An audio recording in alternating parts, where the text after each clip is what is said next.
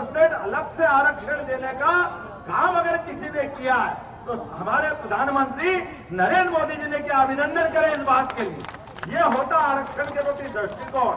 और जिस आरक्षण के बजाय जिनने आरक्षण में गड़बड़ कर दी और संविधान के लिए बाबा साहब अम्बेडकर ने कहा था इस देश के अंदर धर्म आधारित आरक्षण नहीं हो सकता, लेकिन ये पाप किसने किया है तो कांग्रेस ने किया है। और कांग्रेस के साथ वाले सब एक से बढ़कर एक। कांग्रेस के लोग, कल वो बहन जी कह रही थी मेरे भाई में प्रधानमंत्री का पूरा लक्षण दिखाई देता है और अगर गठबंधन तय करेगा तो हम निश्चित रूप से प्रधानमंत्री बनाने की सोच सकते हैं। अब कोई इनसे पूछे कि पूरे देश के अंदर लोकसभा के सदस्यों के बाद प्रधानमंत्री बनने की हक होती है, आपकी इस देश के अंदर सरकार कहां कहां है मित्रों? केवल 3 सरकार है, उसमें से एक कर्नाटक जिसके 28 सांसद है, एक इनके पास तेलंगाना जहां 17 सांसद है और एक हिमाचल जिसमें केवल 4 सांसद है। अब तीनों को मिला लो तो शायद भी नहीं हो रहा है। और उसमें भी अभी जो समाचार आ रहे हैं मान के चलो 80% उसमें भी हार रहे हैं। ये कांग्रेस के हते पते नहीं लग रहा है। लेकिन सपना क्या देख रहे हैं? मुंगेरी लाल के हसीन सपने की तरह रात के बजाय दिन में सपना देख रहे हैं और दुनिया को झूठ बोल रहे हैं। एक और आपके यहाँ बड़े साहब है, आज नाटक करने चले गए। इनकी जब से पार्टी बनी इनके नाटक ही बंद नहीं होते। वो झूठ के लिए आप पार्टी का रिकॉर्ड लगता वर्ल्ड रिकॉर्ड में दर्ज होगा। पहले दिन से झूठ। यहाँ अन्ना हजारे के साथ आंदोलन किया, आंदोलन में इन्होंने कहा कि हम भ्रष्टाचार के खिलाफ आंदोलन कर रहे हैं, भ्रष्टाचार के खिलाफ आंदोलन कर रहे हैं। वो राजनीतिक दल नहीं बनाएंगे, राजनीतिक पार्टी नहीं बनाएंगे। बेचारे अन्ना हजारे झूठे पड़ गए। अन्ना हजारे ने कहा था कि राजनीतिक पार्टी नहीं बनना चाहिए, उनके राजनीतिक गुरु की बात भी नहीं मानी और राजनीतिक पार्टी बनाई। फिर झूठ बोला मैं सरकारी बंगला नहीं लूंगा, फ्लैट में से काम चलाऊंगा। अब फ्लैट भी कहां गया? आलीशान कोठी बना ली, रोज एक के बाद एक। और तो इनके लिए कानून भी कम पड़ते हैं, इनके अपने कर्म ऐसे हैं, रोज एक के बाद एक। वो झूठ तो इतनी सफाई से बोलते कि इनकी सांसद, पहली बात तो सांसद कितने लिमिटेड, राज्यसभा सांसद इनके महल के अंदर जाती।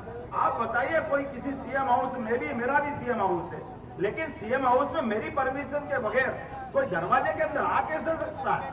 और दरवाजे के अंदर आ जाए और आने के बाद उसके साथ बदतमीजी हो जाए। किसी के घर में आप सब घर पार वाले हो, किसी के घर में अगर कोई बदतमीजी होगी तो घर का मुखिया जवाबदार होगा कि नहीं होगा? वो कैसे बच सकता है? वो आप मारो भी सही, रोने भी मत दो, रिपोर्ट भी मत करने दो। वो रिपोर्ट हो जाए तो वो भी दूसरे का दोस्त। अरे चीफ सेक्रेटरी के साथ बदतमीजी करोगे, कितने लोगों के साथ बदतमीजी करोगे? वो सरकार क्या चला रहो? लगातार एक के बाद एक आपके व्यक्ति रोज जेल जाते जा रहे हैं। लेकिन आपने कहा मैं मुख्यमंत्री हूं, तो मुख्यमंत्री मतलब सबके ऊपर हो गए क्या? मुख्यमंत्री का मतलब क्या हो गया? हमने अपनी शपथ, मंत्रिमंडल के साथ मुख्यमंत्री की भी शपथ होती है, हमने कहा इस संविधान का पालन करेंगे, सत्य निष्ठा से ईमानदारी से पालन करेंगे। लेकिन मुझे तो लगता है दिल्ली की जनता का भी बड़ा अपमान कर रहे हैं, क्योंकि बड़ी उम्मीद से दिल्ली की जनता ने इनकी सरकारें बनवाई थी।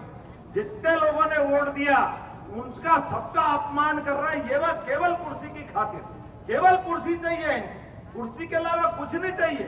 और सुबह से शाम पानी पी पी करके एक ही आदमी इनको लगता है ये भाजपा और भाजपा के साथ मोदी जी को गाली बकना। अरे भैया मोदी जी के लिए आपको 100 जन्म कम पड़ जाएंगे इस निष्कलंक व्यक्ति बनने के लिए मोदी जी की तरह। ये आपकी तरह नहीं है कि आपके बाद आपकी फैमिली फर्स्ट में अब सुनीता केजरीवाल जी महिलाओं का नेतृत्व करने बुला रहा हो। आपके घर के अलावा किसी पे भरोसा ही नहीं है। आपने तो वो रिकॉर्ड बनाया कि लगता कि सारे रिकॉर्ड का कोई हिसाब ही कम पड़ जाएगा। पहली बार संविधान बनाने वालों को लगा कि हमसे गलती हो गई कि जो जेल जाता है उस मुख्यमंत्री को भी इस्तीफा देना पड़ता है। ये उनका द्वारा न लिखने का, दुरुपयोग करने का रिकॉर्ड किसी ने बनाया।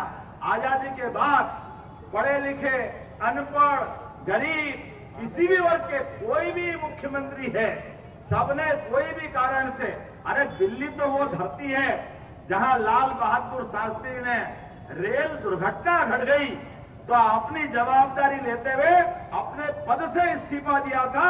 इतनी पवित्र धरती है। लाल कृष्ण आडवाणी जी, उनके लिए एक डायरी में केवल एल के लिखा था, पूरा नाम भी नहीं लिखा, लेकिन अपने सभी पदों से इस्तीफा दे दिया।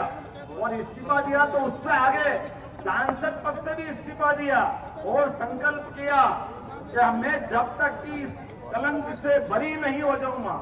उस समय तो हम सब लोग भी डर गए थे, कोई मान नहीं रहा था कि ऐसा कोर्ट के मामले को 2-4 साल में निपटते हैं क्या, पूरी जिंदगी लग जाती है। लेकिन आडवाणी जी ने कहा कि मैं भाजपा का नेता हूं और भाजपा के नेता के नाते से एक सुई की नोक के बराबर भी दाग अगर है